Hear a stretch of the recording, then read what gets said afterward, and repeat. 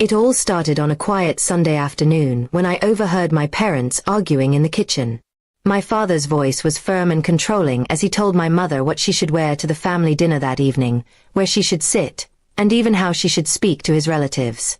My mother stood silently, her hands folded, nodding without protest, but I could see the exhaustion in her eyes. To me, it wasn't just an argument. It was a pattern I had seen for years. Growing up, I had noticed that my father always took charge of everything. From deciding the smallest details of what my mother wore, to where she could go, to how much she could spend. He always made himself the authority. As a child, I didn't fully understand it, but as I got older, I realized it was less about care and more about control. My mother never raised her voice, but her silence spoke volumes. That day, I couldn't keep quiet. I walked into the kitchen and with more courage than I thought I had, I said, "Dad, don't tell Mom what to do, where, or where to go. She just needs some time." My father turned toward me, his eyes narrowing, as if he couldn't believe his own child had spoken against him. My mother's eyes widened, both in shock and fear of what my words might provoke. For a long moment, the room was silent. My father's pride was hit, and he didn't like being challenged, especially by me. But I stood there, not backing down, because I knew someone had to stand up for her. My mother had spent years swallowing her feelings, and I could see how heavy it was for her. My voice shook, but I didn't regret saying what I said. My father tried to dismiss me, brushing it off as disrespect. He told me I didn't understand marriage and that a man has responsibilities, which sometimes meant making decisions for the family. But I shook my head. Responsibilities don't mean control, Dad. She's not just your wife, she's her own person too. My mother's lips trembled as she tried to hold back tears, but she didn't stop me. That night, the atmosphere at dinner was tense. My father was quieter than usual, perhaps thinking about what had been said. My mother didn't say much either, but for the first time in years, she didn't wear the dress my father had chosen for her.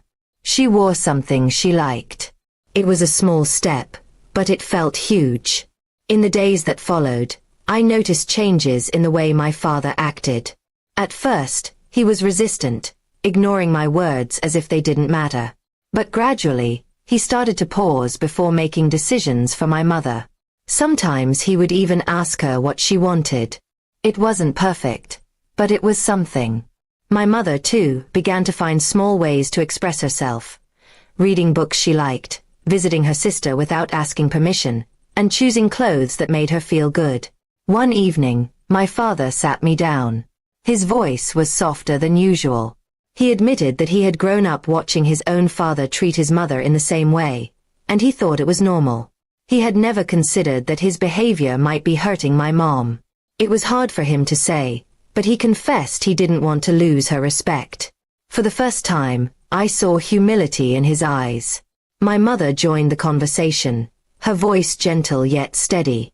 She told him that she loved him but had always wished for more freedom to simply be herself. She explained that she wasn't asking to abandon the marriage, just to have space to breathe and make choices without feeling small. My father listened, and though he didn't fully change overnight, he promised to try. From then on, things slowly improved. They began spending evenings talking rather than arguing.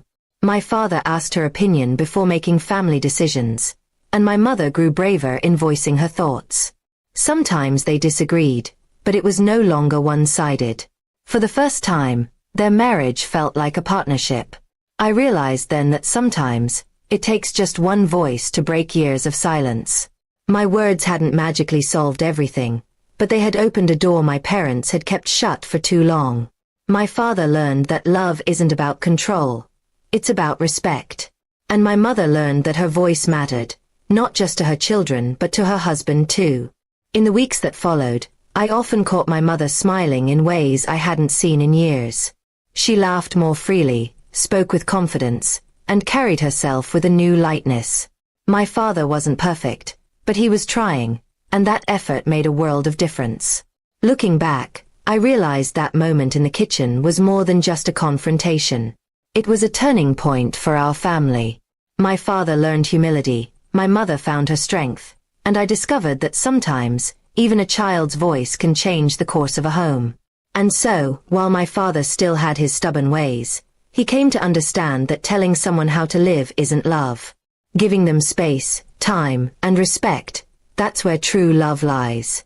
And my mother finally got what she deserved.